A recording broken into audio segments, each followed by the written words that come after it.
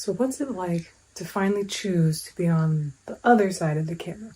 I spent years being a spectator, and then I realized that my life and time and age was moving on, but I wasn't. I continued to be a spectator in a passive role, just taking in the art of other people, but I wasn't creating my own art.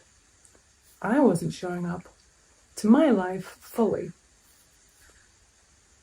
I remember I had this inspiration just build within me, this thought that kept going, like, I want to be on that side. I want to be on that side of the camera. I want to be the person who's making things, who's out in the world, who's living. And so I finally decided to hit record and start showing up. And I know that the biggest block usually is figuring out, what do you even say? Like, what do I say? Especially when you've been a spectator for so long, consuming and consuming. Your mind is used to the passive role of consuming, but not the active role of creating.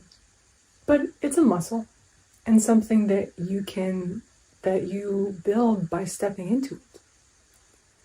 That each time you hit record and you start talking, it gets better and better. I know that even 2 videos ago, I made it private now, but it was an hour long of me just stream of consciousness, talking. I remember saying in that video, I wanted to get better at speaking because I would use a lot of filler words, and I notice myself right now not using a lot of filler words.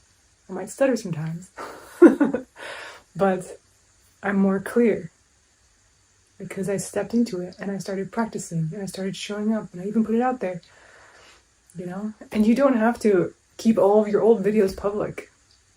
Like, get used to what it feels like to be the creator, to create. And yes, there's fear. And yes, there's that feeling of being cringe. And yes, you watch your own videos even after they're posted a number of times to be like, does that even make sense? But the point is about you showing up. Even when it feels cringy, even when you don't know what to say. If you scroll back a long ways to my original videos, those were similar streams of consciousness where I just was like, okay, I'm gonna start talking. And you have to start there. You have to start with the suck. You gotta start with the suck. And then it gets better. Because you're also seeing yourself do it, and your mind is switching the identity of who you are. Because as you consume content endlessly, you're identifying as a consumer. You're identifying as a passive receiver, a dopamine addict. But then as you actually see yourself in your own videos, in your own creation, maybe you're not doing videos, you're doing something else, but your identity begins to shift. And you begin to actually realize that you have something to say, that your perspective counts just like the next person, that your life is worth sharing, that you are innately valuable. That's something I've discovered. I mean, I know there's currently 31 people or so on my channel, and they joined at different phases when I was trying out different things. I appreciate that you're still here as I continue to figure out what I want to say and figure out what this whole creation is about. But I'm excited. I'm excited because I can see myself really shifting in identity. And if you ever read the book Atomic Habits, he talks about that the real shifts happen when you do actually focus on identity work. So it's something I've been exploring for a long time. And I've seen the greatest shifts and growth in my life happen when I really was focusing on the identity, who I saw myself as. And it can even begin with your own thoughts, right? Decisions that you make, choices that get made over and over, where you begin to cut off that part that's trying to shame you. I had that happen today. The first part of my day, I was just in the worst mood. I didn't sleep well, and I woke up grouchy. I remember just thinking like, "Ma." And I remember when I began to shift that energy, and I was coming back to myself, I had that part come up that was trying to shame me for not using part of the day like I thought I should. To be worthy of what? Being alive, existing. And I realized it too. I actually saw it as an observer, saw what was occurring in my own mind.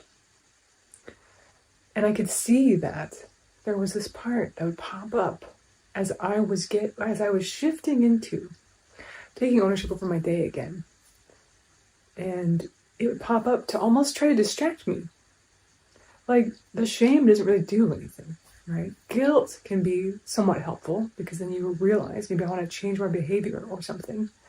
But shame doesn't do anything. It just shuts you down.